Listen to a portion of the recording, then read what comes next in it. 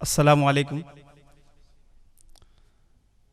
मैं अपनी शरीर सफ़र का आगाज़ करूं उससे पहले मैं थोड़ी देर आप सबसे गुफ्तगू करना चाहता हूं। अल्लाह ताला ने इंसान की फितरत में मोहब्बत का जज्बा पैदा फरमाया है। वो मोहब्बत करता भी है और अपने लिए मोहब्बत चाहता भी है। अगर इंसान के अंदर नफ़रत तासुब का नशा ना चढ़ा हो तो ये फितरत उसे मजबूर करती है कि वो हर किसी के साथ मोहब्बत से पेश आए। इसमें ख़ानदान और ज़बान कोई माने नहीं रखते। मिसाल के तौर पर अगर सड़क पर हादसा पेश आ जाए और कोई ज़ख्मी तड़प रहा हो, हर शख्स उस ज़ख्मी की तरफ मदद के लिए दौड़ता है। वो ये नहीं देखता कि ये हिंदू है, मुसलमान है, सिख है या ईसाई है, काला है या गोरा है, मर्द है या औरत है, ये कोई माने नहीं रखता। ये इंसान की फितरत है कि वो हर किसी के साथ मोहब्बत से पेश आता है। मिसाल के तौर पर अगर किसी मकान में आग लग जाए तो हर इंसान उस आग को बुझाने के लिए दौड़ता है और अपनी अपनी सलाहियत के मुताबिक उस आग को बुझाने के लिए मदद करता है। यही इंसानी फितरत है जो इंसान को हैवान से अलग करती है। अगर यही जज्बा इंसान के अंदर से निकल जाए तो उस जंगल और समाज के दरमियान क्या फ़र्क रह जाएगा जिस जंगल में दरिंदे रहते हैं। चरागों के सफ़र में दबदबा हो आंधियों का तो फिर अंजाम जुल्मत के सिवा कुछ भी नहीं। ये दुनिया नफ़रतों के आखिरी स्टेज पर है, इलाज इसका मोहब्बत के सिवा कुछ भी नहीं। इस मुल्क में सदियों से मुख्तलिफ कौमें आबाद रही हैं। उन्होंने हिंदू, मुस्लिम, सिख, ईसाई सब को लेकर के इस देश की खिदमत की है। मुख्तलिफ मुस्लिम ख़ानदानों ने कमोबेश 800 साल तक इस देश की हुकूमत की है। 800 साल तक मुख्तलिफ मुस्लिम ख़ानदानों ने इस देश में हुकूमत की है। उनकी फ़ौज में हिंदू, मुस्लिम, सिख, ईसाई सभी लोग मौजूद थे। अंग्रेज़ों की हुकूमत से पहले इस देश में मोहब्बत की फ़ज़ा आम थी, लेकिन अंग्रेज़ों की हुकूमत के बाद कुछ फ़िरक़ा परस्त ताकतों को ये बात पसंद नहीं आई और उन्होंने इस देश में नफ़रत का बीज बोना शुरू कर दिया और ये नफ़रत का पौधा आज दिन ब दिन तनावर होता चला जा रहा है। इस देश में मुस्लिम ख़ानदानों ने 800 साल हुकूमत की है। 2 मुग़ल बादशाहों की कहानी मैं आपको सुनाना चाहता हूँ। कुतुब मीनार का आपने नाम सुना है? किसने किसने सुना है? इधर अच्छा सबने सुना है। किसने बनवाया था? सुनाई कम देता तो जरा तेज से बोलिए। अच्छा बिल्कुल, कुतुबुद्दीन ऐबक ने बनवाया था। कुतुबुद्दीन ऐबक के बारे में एक बड़ी दिलचस्प कहानी बताऊं आपको कि मुगलों ने इस देश में कैसे हुकूमत की। कुतुबुद्दीन ऐबक एक बार जंगल में शिकार खेल रहे थे। क्या खेल रहे थे? शिकार। जंगल में शिकार खेल रहे थे। इनकी कमान से तीर निकल करके गलती से एक लड़के के सीने में लग गई। वो लड़का वहीं घायल होकर ज़मीन पर गिर पड़ा। जब कुतुबुद्दीन ऐबक उसके नज़दीक गए, देखा तो उस लड़के का इंतकाल हो चुका था। जब कुतुबुद्दीन ऐबक ने उस लड़के के बारे में पता लगाया तो पता ये चला कि ये लड़का पड़ोस गांव के एक बुढ़िया की आंखों का तारा था, उसकी बुढ़ापा का सहारा था। वो लड़का जंगल से लकड़ियों को इकट्ठा करता, उस लकड़ियों को बेचता, उससे जो पैसे इकट्ठा होते उससे अपना और अपनी बूढ़ी माँ का पेट भरता था। कुतुबुद्दीन ऐबक उस लड़के की लाश को लेकर के उस बुढ़िया के पास गए और कहा, अम्मी जान, मेरी गलती से आपके बेटे का इंतकाल हुआ है। वो उस बुढ़िया ने जब ये खबर सुनी तो रोते रोते बेहोश हो गई। कुतुबुद्दीन ऐबक ने खुद को काजी के हवाले पेश किया और अपना जुर्म बताते हुए अपने खिलाफ मुकदमा चलाने की अर्जी दी। उस बुढ़िया को अदालत में लाया गया। काजी ने उस बुढ़िया से कहा कि आप जो सज़ा कहोगी वो सज़ा इस मुजरिम को मिलेगी। तो उस बुढ़िया की आंखों में आंसू आ गए। उस बुढ़िया ने कहा कि ऐसा बादशाह दोबारा कहाँ मिलेगा जो अपनी सल्तनत में खुद अपने खिलाफ मुकदमा चलवाए। उस बुढ़िया ने कहा, आज से कुतुबुद्दीन ऐबक मेरा बेटा है, मैं इसको माफ़ करती हूँ। काजी ने कुतुबुद्दीन ऐबक को बरी कर दिया और कहा, कुतुबुद्दीन ऐबक, अगर आज तुमने अदालत में ज़रा सा भी अपनी बादशाहत दिखाई होती तो मैं तुम्हें इस बुढ़िया के हवाले ना करके खुद तुम्हें सख्त सज़ा देता।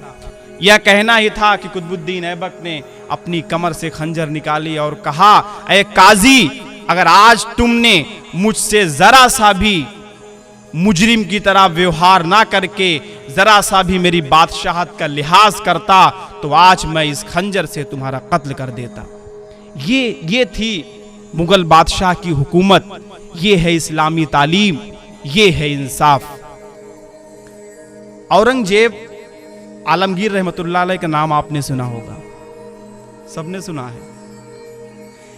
आलमगीर रहमतुल्लाह अलैह ने एक कोतवाल को बनारस की सरजमीन पर भेजा। ये कोतवाल बहुत अय्याश पसंद था। जब इसने देखा कि बनारस की सरजमीन पर बड़ी हसीनो जमील लड़कियां हैं तो इसने अपनी अय्याशी के बाजार को और गर्म कर दिया। कोतवाल जी से किसी ने आकर के बताया, कोतवाल जी, इस बनारस की सरजमीन पर एक बड़ी खूबसूरत लड़की है जिसका नाम है शकुंतला। ये लड़की इतना ज़्यादा खूबसूरत है, इतना ज़्यादा खूबसूरत है कि जब वो सुबह काशी के घाट पर नहाने के लिए जाती है तो बड़े बड़े राजपूत उसको देखने के लिए खड़े रहते हैं। कोतवाल जी ने कहा, ठीक है, मैं बहुत जल्द उसको अपने बंगले पर बुलवा लेता हूँ। कोतवाल जी ने अपने आदमियों को पंडित लाला राम के घर भेजा। ये आदमी पंडित लाला राम के घर पहुँचे और कहा, पंडित जी से कहा कि अपनी बेटी को बंगले पर भेज दो, कोतवाल जी ने बुलाया है। यह सुनना था कि पंडित जी रोने लगे और कहा कि ये कैसा कोतवाल आलमगीर ने भेजा है, हमने तो सुना है कि आलमगीर बहुत इंसाफ पसंद बादशाह हैं।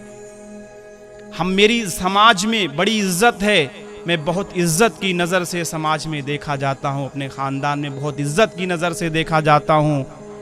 ये कोतवाल आखिर क्या करना चाहता है? वो रो रहे थे। घर से बाहर उनकी बेटी शकुंतला निकली, देखा कि पापा रो रहे हैं तो कहा, पापा आप क्यों रो रहे हैं?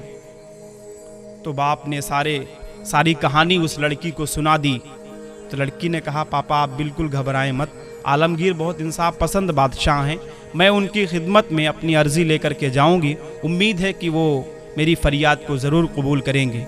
पापा आप ऐसा करिए, कोतवाल जी से आप 1 महीने की मोहलत ले लीजिए कि मुझे 1 महीने की मोहलत दीजिए, मैं 1 महीने बाद अपनी लड़की की डोली सजा कर आपके बंगले पर भेज दूंगा।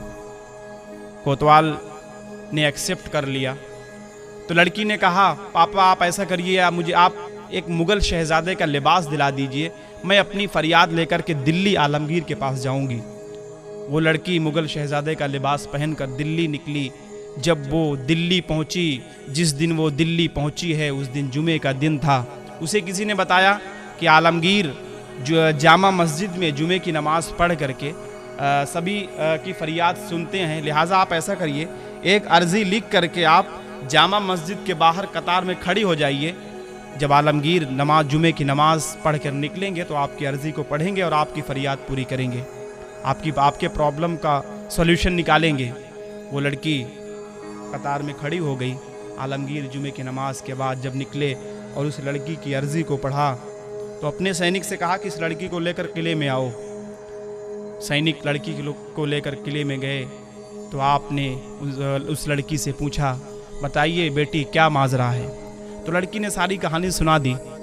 तो आलमगीर ने कहा, बेटी शकुंतला आप बनारस वापस जाओ, तुम दुल्हन बन जाना, पालकी में सवार हो जाना, कोतवाल के बंगले पर पहुंचना, बेटी तुम्हारी हिफाजत की जिम्मेदारी हमारी है। वो लड़की वापस बनारस पहुंच गई। बाप ने पूछा, बेटी शकुंतला आलमगीर ने क्या कहा? तो लड़की ने सारी कैफियत बयान कर दी। तो बाप रोने लगा, बेटी भी रो रही है। इसी बीच बेटी ने कहा, पापा मुझसे बातचीत के दौरान बादशाह ने 14 मरतबा मुझे अपनी बेटी कहा है। मुझे यकीन है कि जिस बादशाह ने मुझे अपनी बेटी कहकर पुकारा है वो अपनी बेटी की इज्जत को नीलाम नहीं होने देगा। लड़की ने कहा पापा मुझे दुल्हन बनाएं। लड़की दुल्हन बनकर पालकी में सवार होकर के कोतवाल के बंगले पर पहुंच गई। कोतवाल साहब आज खुशी के मारे फूले नहीं समा रहे थे, खूब सारे पैसे लुटा रहे थे। इसी बीच एक फकीर कोतवाल की खिदमत में हाजिर हुआ। कहा कोतवाल जी मुझे भी कुछ पैसे दे दीजिए, मैं बहुत फकीर आदमी हूँ। कोतवाल जी ने अपनी झोली में हाथ डाला और एक मुट्ठी सिक्के निकाल कर जैसे ही उस फकीर के दामन में डालने की कोशिश की, फकीर ने दामन हटा लिया और एक हाथ से अपनी बटन को खोलते हुए दूसरे हाथ से एक तमाचा उस कोतवाल को रशीद किया। कोतवाल जमीन पर गिर पड़ा। जब उस फकीर ने अपना चेहरा खोला तो कोतवाल क्या देख रहा है, ये तो बादशाह आलमगीर हैं। वो डर के मारे कांपने लगा। कहा बादशाह मुझसे गलती हो गई है, मुझे माफ कर दो। आलमगीर ने कहा ऐ नादान, तूने इस्लाम के दामन पर दाग लगाया है, इज्जतों के खून करने वाले को माफ नहीं किया जाएगा। बादशाह ने अपने सैनिकों से कहा एक हाथी लाओ। सैनिक हाथी लेकर के आए। बादशाह ने खुद हाथी के दोनों पैर में इस कोतवाल के दोनों पैर को बांध करके उस हाथी को दौड़ा दिया। थोड़ी देर बाद उस हाथी को रोका गया और आलमगीर ने अपनी तलवार से उस कोतवाल का कत्ल कर दिया। ये है इस्लामी तालीम। बादशाह आलमगीर उस लड़की के घर पहुंचे। कहा बेटी शकुंतला पानी लाओ। वो लड़की पानी लेकर पहुंचती है। आपने वज़ू बनाया, 2 रकात नमाज पढ़ी। उसके बाद आपने फिर फरमाया बेटी शकुंतला पानी लाओ। वो लड़की पानी लेकर पहुंची। आपने पानी पिया। पानी पीने के बाद बादशाह ने फरमाया ऐ बनारस की सरजमीन, गवाह रहना, जिस दिन से ये लड़की अर्जी लेकर के दिल्ली पहुंची थी उस दिन मैंने अहद किया था जब तक मैं कोतवाल का सर कलम नहीं कर दूंगा तब तक मैं ना कुछ खाऊंगा ना कुछ पीऊंगा। आज 15 दिन हो गए हैं, मैंने कुछ न खाया है न कुछ पिया है। ये कहना था कि बेटी शकुंतला के पापा पंडित लाला राम ने कहा अरे बादशाह, जिस जगह तूने नमाज पढ़ी है इस जगह मैं एक मस्जिद बनवाऊंगा। आप अगर यकीन न करें तो आप बनारस की सरजमीन पर जाकर देख लें, वो मस्जिद भी मौजूद है और उस कोतवाल की कब्र भी मौजूद है।